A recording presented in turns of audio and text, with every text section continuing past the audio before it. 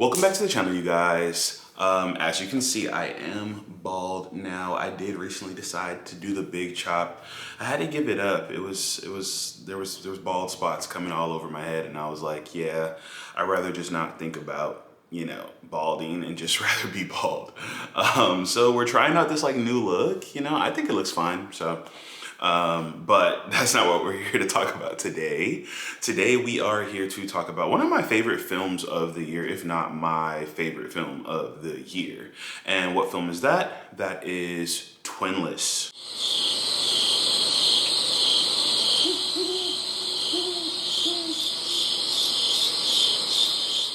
So yes, Twinless is a film that debuted at Sundance this year, I believe.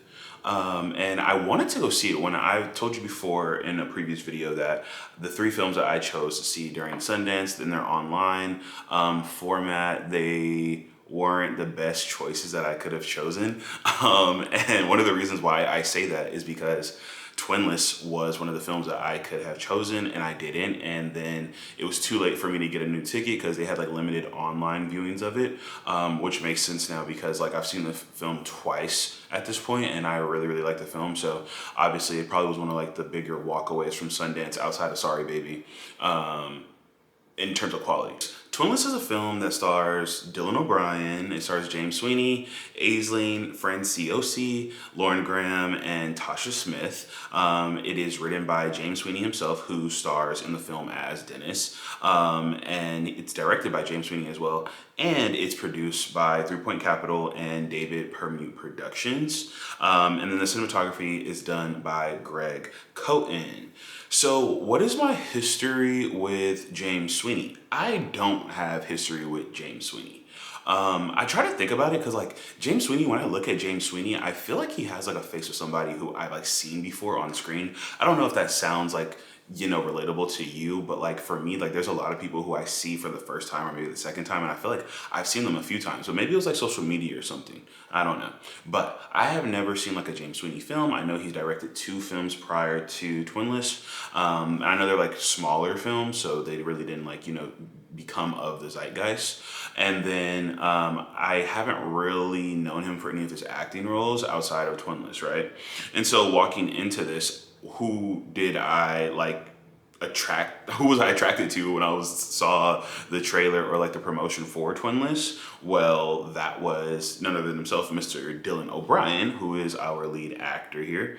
And so I was introduced to Dylan O'Brien, obviously, like I'm older Gen Z, like introduced to Dylan O'Brien through Teen Wolf in 2012, and followed him since like middle school all the way up until today. So like from Teen Wolf to like Maze Runner films to like American Assassin to all like his like pop culturism, like all like the dealings he had with different people in like Hollywood or young Hollywood at the time and like MTV world, to always like Not Okay with Zoe Deutsch. And then this year also he had a film called Anniversary that came out, which I really loved. And I'll talk about in another video. I'm gonna do like an end of the year wrap up videos. I'm probably gonna do like 3 of those, maybe like 2 or 3. I haven't decided how I wanna break them up, whether I wanna break them up by like genre or break them up by like, period of the year, maybe like first quarter of the year, maybe like season, like winter of this year, spring of this year, summer, who knows.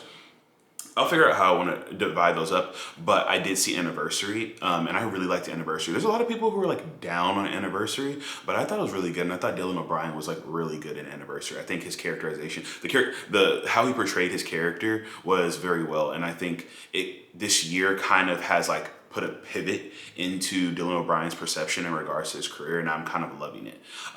So yeah. So when did I see this film? Like I said, I wanted to see it at Sundance, but I didn't see it at Sundance. So I did see it when it premiered in wide release back in the first week of September. And then I literally just rewatched it last night because I was like, oh, it's kind of been a while since I've watched it. Like, let me rewatch before I come on here and try to talk about it. And I leave out things, I forget things. But also to reignite like all the feelings I had. And to make sure, like, I feel like whenever I love something off a first watch, I have to rewatch it again because sometimes it dies, like with Weapons. Like, I loved Weapons in my first watch, but then when I watched it again, I'm like, there's a lot of issues here. But when I rewatch a film like Sorry Baby, as I said in my first video, or a film like this, Twinless, and it hits the same, I have no notes again, I feel everything I felt the first time, and the joy of a cinephile sparks in my heart after I finish it, that's why you have to go and rewatch things. I'm not like an excessive rewatcher either. Like I don't just rewatch stuff just to rewatch stuff. Like there's very few films that like I just will like habitually rewatch. Like, and those are really films that like I habitually rewatch because I was like, you know, the last of the generation that grew up with cable. Like I rewatch like, you know, Mean Girls, Bring It On, all of that stuff. Like all the Disney original movies that I loved, Hunger Games films, things like that that kind of like shaped who I was as a child. I rewatch often. I can't really think of a film that's like I rewatch very often as an adult. Maybe I'll rewatch something like once a year, but that's that the most. Or if I really like it in the moment, I'll rewatch it a lot. Like there's a lot of films this year that like I liked the first time I saw it. I went back and saw it 3 times, but then I probably won't rewatch that for like 2 years, maybe a year or two. But I'm glad I rewatched Twinless.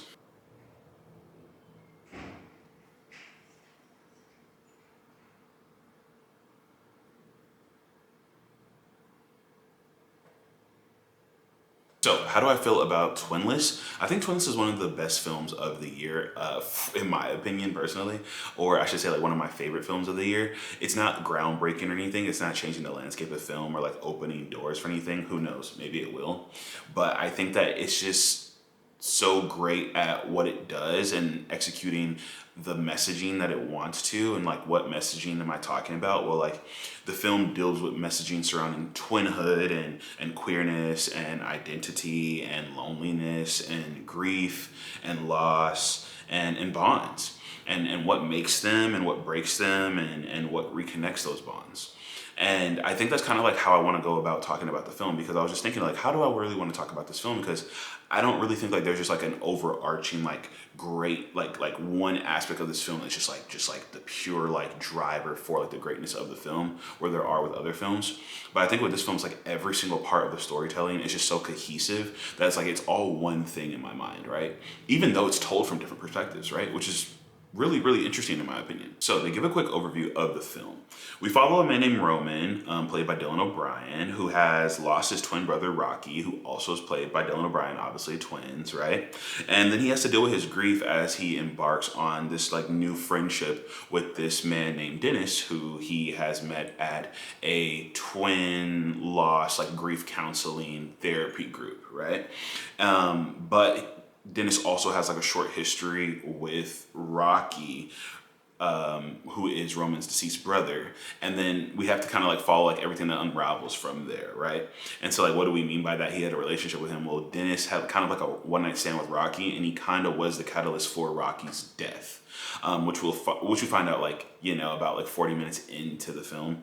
And then the film like flips from perspective. So obviously we open the film with Roman, Dylan O'Brien's character's perspective, and then we flip to Dennis, James Sweeney's character's perspective to see like the true backstory to like Rocky's life, but also Dennis's life. And then we come back and like go to like kind of like a third person view of it all. Like I think we're like in first person view for like the first 25 minutes and then the second 25 minutes, and then that's the halfway point of the film. And then when we get to the Halloween party scene of the film, which is kind of like the midway through the film, it then goes to like very objective, omniscient POV. So let's just talk about the film as in talking about like all those aspects of the messaging within the film that I loved, because I don't really have any guidance on how I really want to go about talking about this film outside of just talking about everything that's within the film. And so like, let's just talk about the messaging, and we'll talk about everything that happens surrounding the messaging. And by then we'll get through everything in the film. So the first thing on the list is the twinhood, right? So obviously the film is titled Twinless, so it's dealing with twins, but it's also it's specifically dealing with like what it means to be like spiritually, but also like phenotype, like phonetically and like genetically like tethered to someone, right? And to lose that. And so like we open the film with the funeral scene, and we don't open the film with the funeral scene. Obviously we open the film with like, we're down the street from where the incident with Rocky occurred. But then the first scene of like actual, you know, storytelling in progress is at Rocky's funeral, where Roman and his mom are there. And then they have to wait after they put Rocky in the ground for everyone to come and like give their condolences. But people are, you know, telling Rocky's mom or Roman's mom, like, sorry for your loss and everything. But then to Roman, they're being weird. They're like, they're projecting all of their grief and all of their sadness and all of their feelings in regards to Rocky on to Roman, and not really acknowledging Roman as an individual, because these people don't know Roman, because Roman and Rocky weren't really that close. So it's kind of like he's kind of like just like a Rocky canvas for everyone. Like he's kind of like just like honestly, it's like as if they have like a cutout board of Rocky and put it at the funeral where like everybody can go up to the cutout board, talk to it, get your feelings off. And that's what they're doing to Roman. But that's very, very like, dehumanizing. And the film wants to talk about like your individuality as a twin, right? And so then like you have this funeral scene, as I just said, but also you have like when Roman is now like, trying to clean out Rocky's life and like clean up everything. And he's staying at Rocky's house, or apartment, I should say. And when he was going to the post office at one time, he runs into Rocky's coworker, and they're like, "Oh my gosh, Rocky!" And it's like, "Oh no, like Roman. Oh, sorry, I forgot. He's dead. You just look so much like him." But it's like, duh, I'm a twin.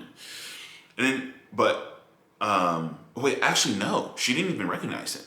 She was asking him like, "Oh my gosh, did you go to like Japan, X, Y, and Z?" And then like Roman's like just going with it because he's just like, it would just be too much to really like have to like deal with a stranger and like have to relive like his trauma again and like have her do all that stuff. And then he like does like the fake Japanese with her, and she's like, "Oh no, that's not really like what it was." And so things like that, like where like he himself can't even be his own person in the world, because like everywhere he goes, obviously he is like walking through Rocky's lifestyle, but anywhere he goes in Portland, it's like people just keep projecting that he is not himself. He is Rocky. He is what his twin is, right? And then you also have when he encounters George in the, I guess it's like a Whole Foods, but like the grocery store. It's not really like a Whole Foods, but like the grocery store when he's with Dennis, right?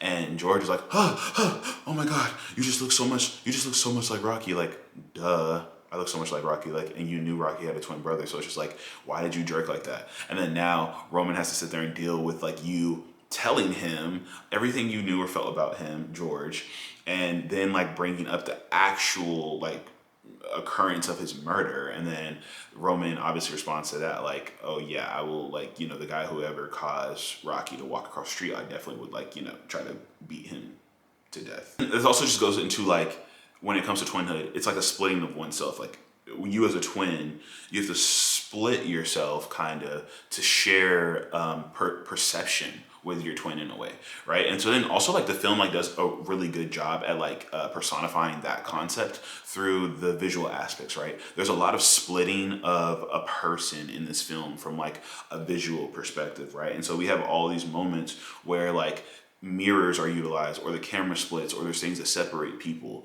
to show that like this person is like, technically an individual, but then like the people who are viewing it don't see it as like an individual person, or vice versa. And like then times like where like, okay, so we have like the first encounter where like Roman and Dennis they first meet at the counseling group, right?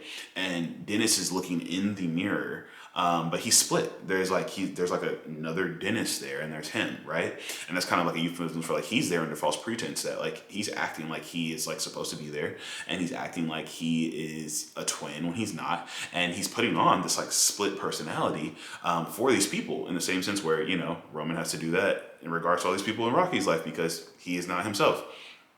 And so then Dennis is not himself in that scene. So I thought that to be like the first introductory scene between them was really good. And then that ties into how like when you are a twin, like you kind of have to split yourself in society, right? It's a splitting of oneself. And I think the film does a really good job at personifying this through the camera work. There's a lot of moments in this film when the camera, or just like the practicality of the scene, is splitting either the character we're in view of or the two characters who are trying to share some type of connection, right? And I think it's trying to symbolize how when you're a twin, sometimes you feel like you're never really just like a whole person. You're always like a half of something else, even though you are like a full person. Technically it's supposed to be two of you, right? But in a sense, it's like if there's two of you, then you're really only half of the equation, right? So there's really only one of you. And then like when I'm saying like the visual aspects personify this, I mean like we have like the first encounter between Dennis and Roman, where Dennis is, they first see each other across the circle at the group therapy for people who've lost their twin. But then Dennis is looking in the mirror, and in the mirror it's like another side of Dennis, like on the other side of the mirror, and then himself, and he's kind of like and then he like turns and looks at Roman, and it's kind of signifying how like there in itself he's kind of already like adopting this thing that he doesn't have any connection to, twinhood, but he's adopting that plight of twinhood, where you kind of have to like separate yourself and become something that's like more than who you are, to feel seen. It's and if that makes sense, and like what I mean, there's other things that do that in the film as well. So it's like you have like the rotating door, right? Like I just said, when Roman is going to the post office or wherever he was going, and then like Rocky's ex-coworker spots him, thinks he's Rocky, and then like the rotating door divider is splitting the screen, but also splitting them, but also splitting Roman's identity at the same time. And it also like that one's kind of a little bit more complicated, because that rotating door is like it's like 3 doors in the rotation. So then it's also like it's one splitting of like those 2 people between a door, right? But then also it's another splitting of Roman and Rocky, which I don't know if it was intentional or if I'm reading too much into that, but to me that hit that hit the nail over the head for me. And then we have like, the voicemail montage where like Dennis is creating the voicemail to try like, come off as something to Roman. But then in that he's like in his mirror, in his door, and then he becomes like in the mirror in his room, and then in the mirror in his apartment. And like he just keeps fading into more reflections, because I think like in that moment, like I just said, he is now trying to adopt twinhood. So he's trying to adopt that aspect of like, oh, I have to feel like I've lost a side of myself. I'm not a whole person. I'm half of a person. And like in that, he keeps trying to do the voicemail and get it right and get it right and get it right. But every time he's doing that, he's kind of digging himself deeper into what that plight is of like feeling like you're not an individual, and that you're split, that you're half of something.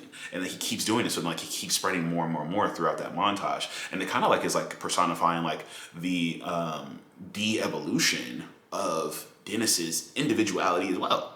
But purposeful, whereas Roman's is, it's accidental, it's incidental. And then you have also the scene where like Roman and Dennis are at the grocery store together, and then the cashier splits them. The screen is split between the cashier's head, but then you have Roman on the left side and Dennis on the right side, or vice versa, but they were split. And like that's when they asked like, oh, are you like paying separate or together? And they're like, separate or together, cool.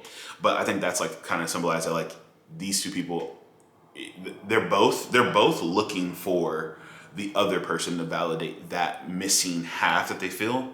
But that scene, I feel like was the spark of signifying that like they'll never be able to have that with each other, really. They're just not a unified one. But also maybe it's like talking about how like when you are a twin, like that plight gets in your head, but also like you have to remember like you aren't the same person. You will never be one. You'll never be one person. And maybe that's just like, and I'm not a twin and I don't know any twins. So maybe if you're a twin or you know any twins, maybe you have a different perspective on this. But then maybe I'm thinking like, maybe that's like trying to comment on like how that is a plight of somebody who's a twin. You have to find and really be content in your individuality. And that like not even your twin will give you your whole sense of self. Even though it feels like there's somebody else out there who like has the same exact experience as you, is perceived the exact same way as you are in the world, treated the exact same way, hopefully, and that they can just fill in those empty spots of yourself because you may feel like they're more whole or something like that, or they just have things that you don't. But that can't happen. And so that cashier scene kind of like, that's what that was speaking to, in my opinion. And then you have like the split screen at the Halloween party, which I thought was really, really like nice scene. I think that's one of my like favorite like, like motion, visually like moving scenes of the year, where like they get to the Halloween party, and when they get there, it splits the screen between Dennis and Roman, and then Roman leaves Dennis to talk to Roman's coworker, and then Roman goes and finds Marcy, but then it mutes Roman's side, and we only hear Dennis's side, but we're also seeing Roman move. And then once Roman stops moving, Dennis starts moving, and then it mutes Dennis, and then we hear Roman. And I feel like that may have been like a little call to how like, you're split. When you're twins, you are split. And even though you are the same person and doing the same thing, like on one end, somebody's doing something that's completely different and it's separate. And on the other end, somebody's doing something that's completely different and separate. But then maybe also it's like Dennis in that scene, like he's kind of like, he's looking for Roman, like in the back of his mind, he's still like looking for Roman. Where's Roman? Where's Roman? Whereas Roman's like trying to distance himself. And so I kind of think that's kind of a juxtaposition as well, because then we'll get into that. But Roman is like trying to distance himself from Dennis, who's like kind of like his twin here, right? Is his other half in that moment in the scene. But then at the same time, Roman's dealing with Rocky doing the same thing to him. Interesting. And then you also have the scene where at the museum where like the ceiling, like there's like a half wall like ceiling mirror where it's like Roman, Marshy, and Dennis at the light museum, and you can see like they're reflected like flipped. So like the top of their bodies are facing upward and the bottom of their bodies are facing downward. And I don't know if that was like any symbolism. I think that was just like, another nice thing to add in there. I'm trying to think about it deeper, but maybe I'll get around to that later on. But I think that's just like another thing that just hit the nail on the head. And then you also just have like the testimonials from the grief counseling members, right? When it comes to twinhood, what do they experience as twins, right? And so then you have like the sister, you have like who played Tasha K. Smith, or Tasha Smith, I should say, who I love dearly. I have loved Tasha Smith ever since I was a little kid, and I watched not How to Get Away with Murder. Why Did I Get Married? And Daddy's Little Girls and Tyler Perry Productions, all of that stuff. And Tasha Smith, she's always been a great charismatic actress in my opinion, and she's really, really good at what she does. And so I'm glad that she's here. But she plays the organizer of the grief counseling session, but she also had a twin herself. And so she was mentioning how like her sister took her man, and how like she felt like at first it was innocent. She felt like her man like really just mistaked him, as he said, like, oh my gosh, like she just looks just like you, oh my gosh. But then they ended up taking a man. So like that's another thing that twins have to deal with in the real world, right? And then you have like something about like there's another person in the group who said that once their twin died, there was a man, I don't know his name, but he was like, I was attaching myself to other people. My twin brother died, and I invested myself into my wife much more, but then it's suffocating her because that's just not our dynamics, but I'm trying to fill that void, right? That's another plight of somebody who's of twinhood, and loses a twin, I should say. But I feel like you'll eventually lose a twin if y'all don't die together. And then you have the other person saying like, they named their dog after their dead brother, right? Their twin brother. And then their dog recently died. And it just like reignited all of those bad feelings that they felt in regards to losing their twin, because they try to like re-emulate a connection with a spirit that they would feel is akin to their lost twin. But then having to be reminded that everybody's sentient and, nobody's, immortal, and they're going to go again. And then it just like reignited all of their pain again. And then you have the girl who I thought was really funny. I don't know her name, but there was the girl who was, or the woman, I should say, the young woman who was in the group as well. And she's always like saying something that's kind of like a little like absurd, but like she's funny how she says it, because she's she's extreme conviction in everything she says. But she was saying how like she felt when her sister was here, her twin sister was here, she felt superiority over people who weren't twins. Like when she was with her sister, she felt like, oh my gosh, we are on some things that people are not on. And she said like it gave her this sense of confidence and this sense of like security. And now that her twin's gone, she's like now those people that she kind of shitted on.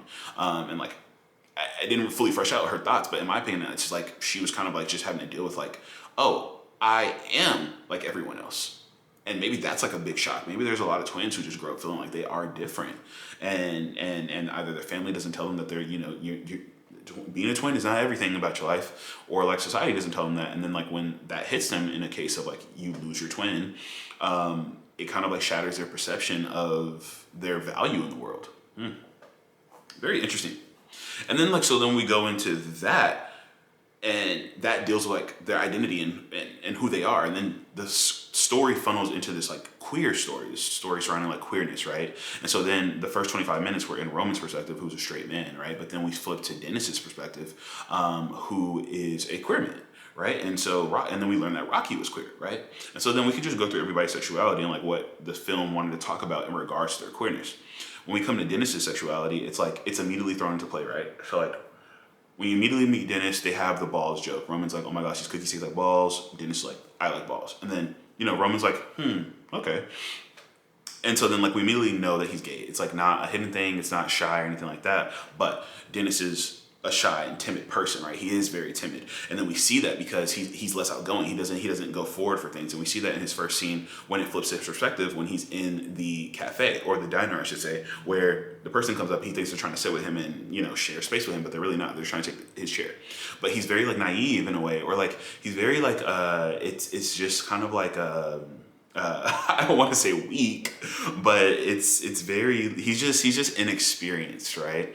When it comes to socializing. And then you have someone like Rocky, who is the complete opposite, who then swoops into that scene, and someone who's as inexperienced as Dennis encountering somebody who's as outgoing and highly experienced as Rocky. The dynamic causes for like some chaos to occur, right? Where like Rocky's someone who's outward, he's out, he's forward, he's very gay, he's bluntly gay. He's twirling his fingers, he's twirling around, he got the pink shake, he's doing all this stuff, saying like very, very blunt sexual things to Dennis, and Dennis is like, being like, he's being lured in and being swayed and seduced by Rocky because Rocky knows his power, right? This is another thing about queerness is like, I think like, when you are a gay man, right, you literally like, the more experience you have out in the dating world and in your sexuality, the more power you gain, because in our community, like sexuality kind of like really holds like spotlight as like just a personal trait. Like I think gay men prize like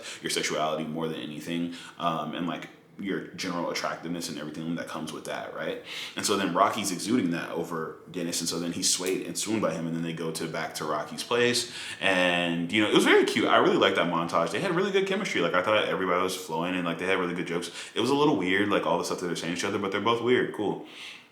And then that's why Dennis then becomes obsessive, right? Because this happens in the real world where like, you deal with some guys who you think men have had experienced things, and you think gay men have had experiences, but there's been a lot of gay men that I've come across, and they have very little experience, and they have warped perceptions on the encounters that I've had with them and that they've had with other people. And so it gets really, really murky when you're dealing with an inexperienced person and a very experienced person. And I'm not saying that's just like a queer experience, but like it's very heightened when it's queer people, because like it's man on man, and like the dynamics there are like they're very less caveated, and so then it kind of makes everything like way more serious in a way. Like I don't know, it's like it's weird, but we're not gonna divulge into heterosexuality and homosexuality and comparisons of that. But also I do want to say that scene, the sex scene between Rocky and Dennis was like very, very hot. Like it was hot, but it was hot because of Dylan O'Brien, and I think Dylan O'Brien is very, very hot. So props to him. And then we get to Roman sexuality, right? And so then Roman sexuality is kind of like the way that the story tries to position Roman's queerness. It's kind of like as his he feels that his sexuality is like a determinant of his own identity, right? And like, what do I mean by that? So like, we can just go into identity too, like, because then the story just like tries to hit on identity in many ways. And like Roman, he feels like your sexuality is determined on your identity, and because we first see this when he assumes that gay people all share the same characteristics, right?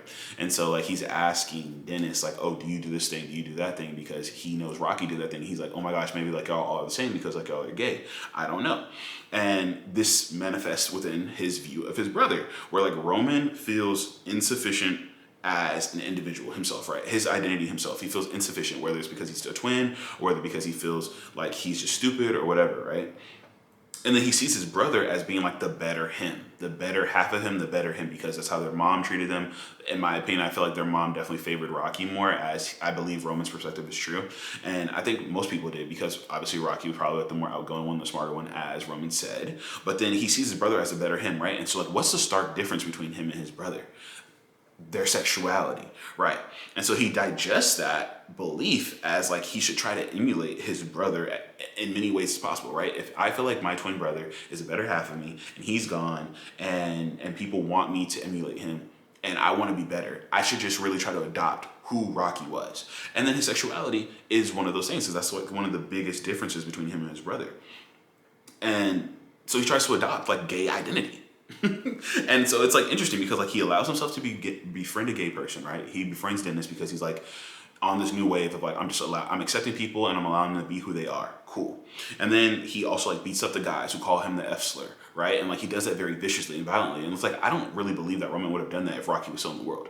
Like I think Rocky being gone, like he kind of feels it was. He felt like those people were like him and caused that rift in him, and that's the source of that homophobia caused that rift with him and his twin and him feeling insufficient as a person. So now he's like violently fighting against that, and then he beats up those three dudes after the hockey game, right?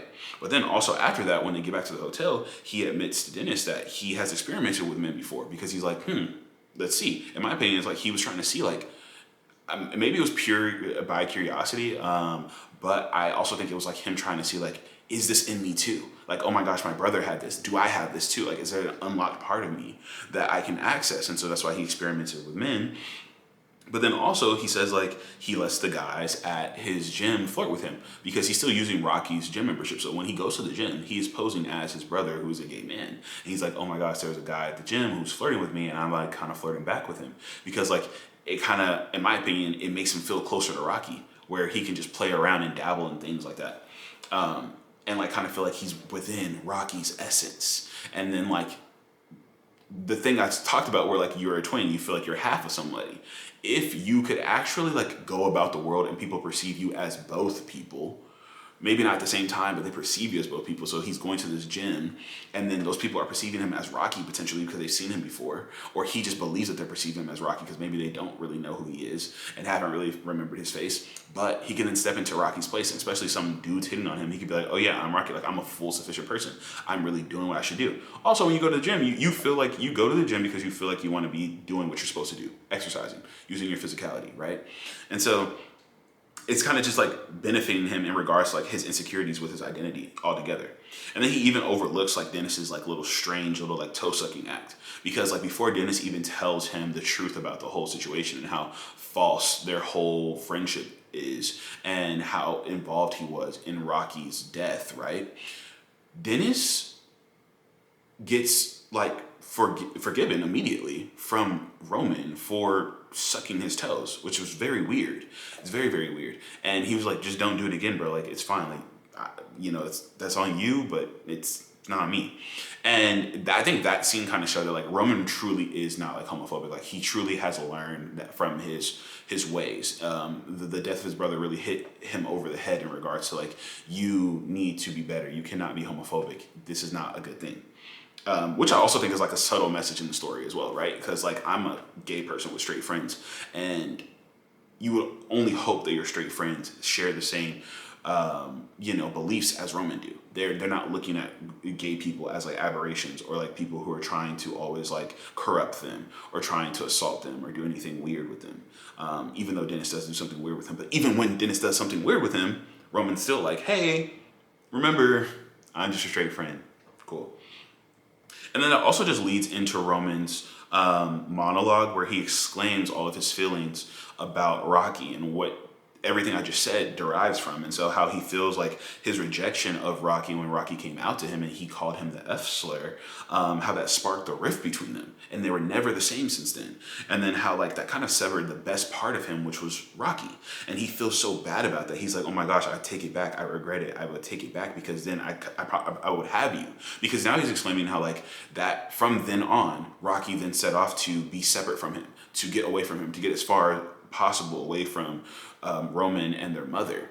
And then how he doesn't even call, like he didn't call Roman on his birthday last year, and how that really hurt Roman because he's like but then he then texted him literally right after the next day started, and then like Roman's like, you're doing that on purpose. You're trying to show that like you can strong arm me and push me away.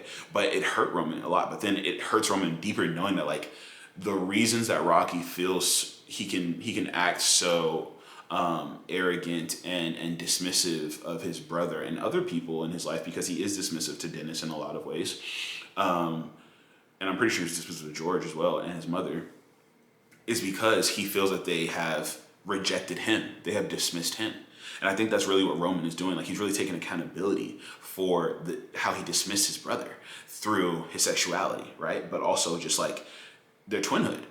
because he felt that if my brother is gay, we are not the same, right? And so that means that my brother and his sexuality are ruining our twinhood. It's ruining me feeling like I know who I am, which is, counterproductive. But they were like 11, so it's like, hey, but. Which then translates over into grief, right? And so this story deals with a lot of stories about grief because obviously we're dealing with the death of a person. And so then, like, after Roman gives that speech, like we felt Roman's grief now, and then we kind of like can see it bluntly, right? And so then, like, Roman has all these anger management issues, and he's so confused and he feels so bad, and then you have like he's very hurt and he's very tearful all the time whenever he's talking about his brother, whether it's like somebody brings up his brother in like a light way or like in a sad way or in a dark way, or when someone just references something that he feels reminds him of his brother or things like that. And then he's ultimately just very confused, and that's where like Roman's grief really manifests. He's just really, really confused, and like his confusion is causing him to lash out, and that's like what's leading to the anger management, right? And so like the moments of grief for Roman, right? You have like the Pop-Tart package when he like opened the Pop-Tart package in Rocky's apartment, and then there's only like one cinnamon Pop-Tart in there, and he like threw it against the wall and like shattered, which was like really, really good. I wonder how many takes it took them to like get that scene down, because like that Pop-Tart shattered, like it went everywhere. And I'm wondering if they had to do like maybe 3 or 4 scenes of that, and like somebody had to come and dust everything up, clean everything down, then go do it again or not. But that was a really good scene. When Roman's playing the video games in Rocky's PlayStation, and so like obviously it's signed in under Rocky's account, and then like when he died in the game, it was like, Rocky, you have died. And so like that kind of like triggered him, because like, oh god, like Rocky's dead.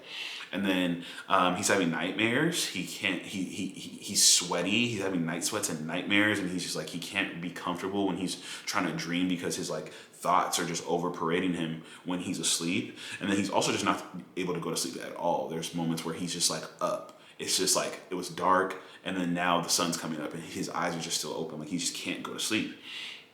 And then, then he sees like the happy twins in the bookstore, and I think that doesn't remind him of anything. I think that like to him, that's like what we could have been.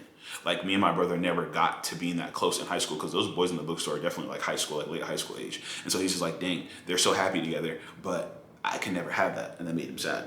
And I'll never have that again. And then, taking over all of Rocky's memberships as well, like the gym memberships and all that other stuff, trying to close out the bank accounts, but I don't even know if he closed out the bank accounts. Who knows? Who knows what happened there? And then beating up the guys as well.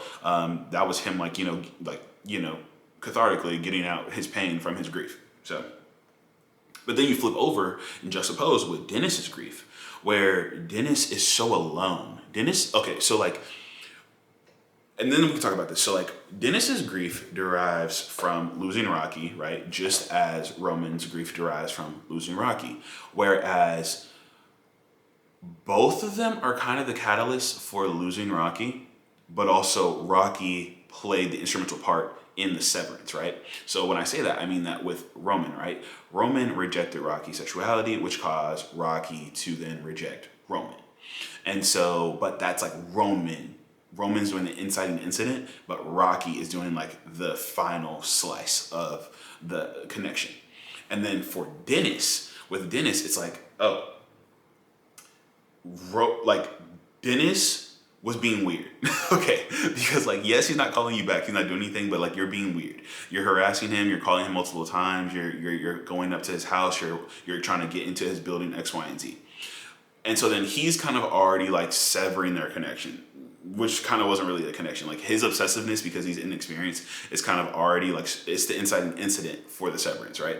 And then when he goes to confront Rocky, first he tried to kill Rocky. Okay, we can't like look over that. He literally tried to run over George and Rocky, but then like he caught himself, which I think was good about the film, because when I first saw the film, I was like, dang, he killed Rocky. Oh my gosh, no, this is gonna be one of those films. But then they didn't do that. But then he then walks up to Rocky. He's like, Rocky, like, how dare you do that? And like, this is like everyday occurrence for gay men. Like, this happens every day for gay men. Like, somebody had a really good night stand. One of them really thought it was going somewhere. The other one just was like, we just had a really good night. And somebody feels very hurt. And then they lash out, as Dennis did. But then Rocky's like, hold on, George. And Rocky's about to come over and say like a very asshole thing. We know that Rocky's going to come over and say a very douchebag response to kind of like, maybe gaslight Dennis or not, to get him off of his back so he can go about his day with George. And then he gets hit by the car because he's coming over to address Dennis. And so then like Rocky kind of caused a severance, right? Because like, don't just run out into the road. He ran out into the road, and that's what happened. Even though I think that's another question is like who really, but also like the people who hit Rocky, what happened to them? I know the story does not want to get into that, but like what happened to the people who killed Rocky? They didn't never hit on that, but I guess it doesn't really matter because the story's so good. But back to what I was saying was like that's where Dennis's grief comes from, right? And so then he goes into creating a false twin, Dean, and then he's to hold on to his sense of Rocky, right? Because both Roman and Dennis, this is what I love about the film. Both Roman and Dennis are connecting with each other so that the other one can fill in the hole left there by Rocky. Roman is connecting with Dennis because he wants Dennis to fill in that gap that Rocky left, where it's like a queer guy who feels like just like his best friend, like a brother, a gay brother, and that's who Dennis could be for him. And on the other end, Dennis is going for Roman because Roman, for Dennis, is filling in that hole of Rocky, who looks just like Rocky, the guy he wanted to be with and infatuated with, and sounds like him and acts like him and everything like that, kind of. But then he's also just like very, very, manly, and he's very considerate, and he's very like just consoling and protective. And so then they're both using each other like kind of like, covertly to fill in the space that Rocky left for both of them. Which leads to Dennis like, lying about the groceries. He's going to go out to the grocery store with Roman. He creates that Rupert persona to like sway George from remembering who he is. And then also like George, like I don't know how George couldn't really remember who Dennis is. Like if somebody died in front of me and they were just arguing with somebody about that, like they're not leaving the scene. Like I'm going to figure out who they are. Like don't run away. Like get the security cameras. Let's figure out who this is. But that's another thing, right? And then also like smelling Roman's neck, like when he bent over, like he's just doing weird stuff, but he's trying to like emulate. Like I think he smelled Roman's neck because he was trying to see like if he smells like Rocky, like if it's exactly what he wants. This is everything that he wants out of it. If this is Rocky, right? And so like I said, they're both using Rocky's existence to create some confirmation of found self for themselves, as twins have to do when they lose a twin. Which transitions over into the conversation surrounding like loneliness, right? Because Lisa's grief, she's really just like alone. Every time we see her, it's just giving like I'm alone. And so when we go back to her house for Christmas with Roman, Marcy, and Dennis, and she hasn't, gotten a Christmas tree, she doesn't have any decorations up, and Roman's like, what's going on? She's like, why would I get any decorations? And I assume that like Roman wouldn't go and visit his mom for Christmas, and like Rocky would. And so now she feels like since Rocky's gone, she doesn't have to decorate, but like she just dwelling in her like loneliness. Like obviously she doesn't have a husband or anything like that. And she believes that like the right twin didn't die. And so having Roman there, she kind of feels like, I think in her mind, she kind of got like, the shit end of the stick where like, oh, I lost like the proper child and now I have to deal with the improper child for the rest of my life without the good child. It's like my motherhood is just like suffering galore, which is kind of crazy to me. And I kind of see like why Roman would be upset with her, but also, she's dealing with her grief. Then you have Roman, who's also lonely, and he's the victim in the situation. Like, and so then like when all of it comes crashing down, when Marcy gives Dennis the ultimatum, right? It all comes crashing down, and then Roman is left to deal with his loneliness as well, because like it sparked upon him as she's like, after the gym, he comes to that room and he realizes that he's like really a victim in the situation still. Like he hasn't come out of what he thought he was coming out of. He hasn't come out of that feeling of like not having my half here, as he felt that like his friendship with Dennis has sparked and his relationship with Marcy has sparked. But Marcy's relationship has sparked that. But Dennis was supposed to be the replacement for Rocky in his life. And seeing how that is fabricated and manufactured and not real, he just snapped. And so then he beats up Dennis, right? And really brutal scene in my opinion. Like I kind of was like, oh my gosh, don't kill him. Like there's been multiple times. That's the thing. This film is really good at like cutting you off, like cutting your feelings off. There's been multiple times in this film where like you have like, Dennis going to almost run over Rocky, and then you have like Roman, hitting Dennis over the head a few times, and it's like, whoa, are we gonna like kill somebody? Like it's gonna go into like a very dark space, and like we're never gonna be able to come back and recover emotionally in this film, but we did. However, Roman's loneliness is not as dense as Dennis's loneliness is, right? Because Roman's was just kind of he was kind of separate from Rocky, so he kind of was trying to like rebuild those parts that he kind of like just didn't have anymore. But he did, and he thought Dennis was his replacement there, but really Marcy became his replacement there, and he had Marcy after he found out the truth about his relationship with Dennis and Dennis's relationship with Rocky. Whereas on the other end, Dennis has no one, and so him losing Roman is really making him lose like his entire lifestyle or community, I should say, right? Because then he goes to the twin group therapy, and they're like, yeah, so like Roman's not here because like he emailed us and let us know like he's not coming if you're here, because like you like lied and like made up Dean, who's your twin. And I thought that scene was like extremely funny. I love Tasha Smith, and I love whoever plays the young woman who's in there. And she's like, oh my God. And then like he tries to explain to them how he felt and like why he did it all. And they're still looking at him like, you are insane. Like, you are crazy, because he is crazy. He is insane. I do not think Dennis is like a good person. And then he was like, he talked about his mom. And he's like, but my mom actually did die.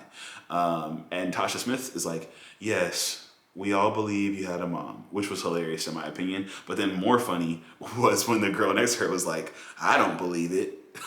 Like, cause she's like, you've lied about so much to us. Like, you sat here for months and months on end and lied to all of us about this stuff, and we've told you our personal lives. And then you want to come in here and act like we're supposed to just act like you're like our brother.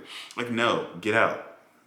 And so he loses that again. But then that's the film deals with loss in totality, right? Because obviously Rocky's gone, we've lost someone in our life. But then obviously Rocky's a twin, so then Roman's lost his twin. But then Dennis has lost his love interest, and then Lisa has lost her child, and everybody's dealing with all this loss. And so then Dennis loses Roman, and all of his world goes to shit. And then Roman loses Dennis, and then he's kind of like crippled. But then he has Marcy there, but they both have essentially lost Rocky. Like, them losing their connection has now purely made both of them have to deal with the loss of Rocky. But then that is like the really, really like sweet part of the story, in my opinion, that even though we dealt with all of this like grief and loneliness and loss and all of these sad things, we also have to deal with like connections and bonds. And as I said earlier, like the bonds that we make and what breaks them and how we can reconnect them.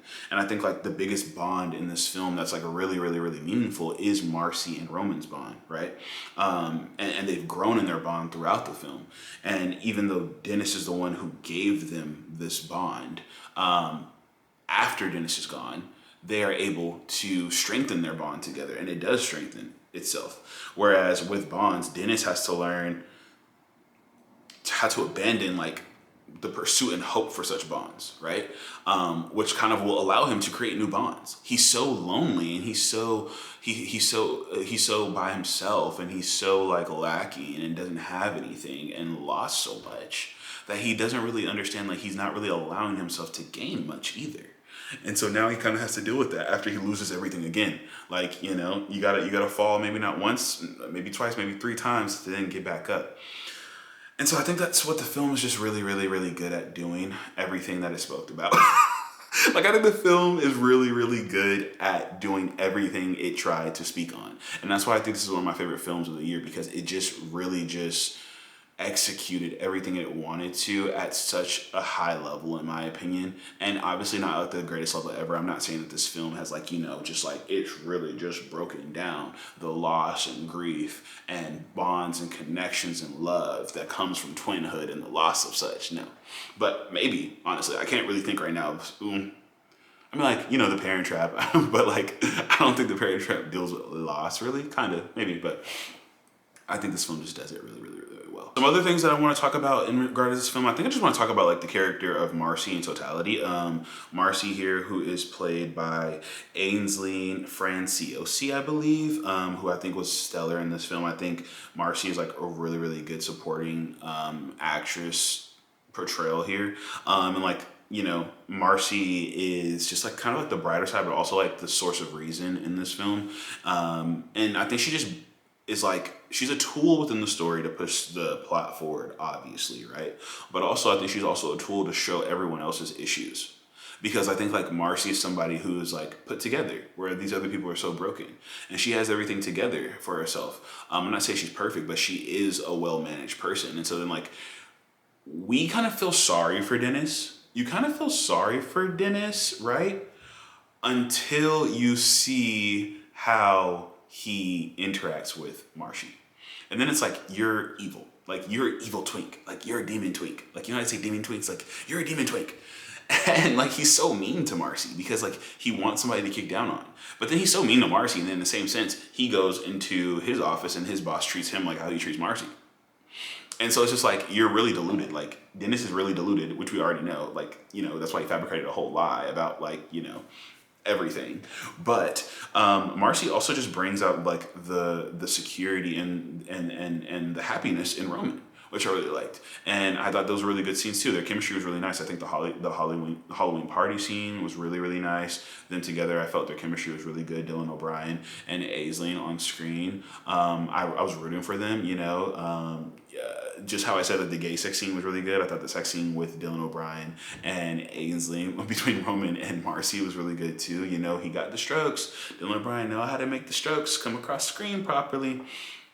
But then like, you know, the shower scene and all of the scenes where like they're walking together, and when like, you know, after the date and they're like, you know, at the dinner table where like they're holding each other's hands, like their connection is really, really, really pure and raw and natural and proper. And I think that's like just a juxtaposition that the film is trying to show, that like what should be, how these connections should be sparking, and not what they shouldn't be, what you should be running towards and what you shouldn't be running towards when you're trying to find a sense of self in the world.